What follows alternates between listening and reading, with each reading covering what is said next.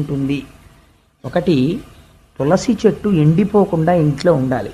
ఎప్పుడు తులసి చెట్టు ఎండిపోతోందని అనుమానం వస్తే మార్చాలి. అంచేత తులసి చెట్టు ఉండాలి.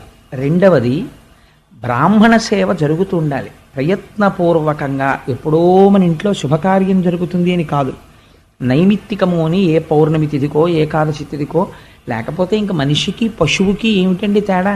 ఆ ఈశ్వర కైంకర్యం లేనినాడు. అందుకని బ్రాహ్మణులకి సమారాధన చేయడమని, వేదం వినడమని ఇలాంటివి చేస్తూ ఉండాలి. మహాత్ములు వచ్చినప్పుడు అటువంటి వారికి ఇల్లు విడిదిగా ఇవ్వడమని, అటువంటి వారిని సేవించడమని జరుగుతూ ఉండాలి. మూడవది, లక్ష్మీదేవి యొక్క స్థిరమైనటువంటి నివాసాన్ని ఎవరు అపేక్షిస్తున్నారో అటువంటి వాళ్ళు తగినంత కారణం లేకుండా పగటిపూట ఇంట్లో అదే పనిగా నిద్రపోయే తత్వం ఉండదు.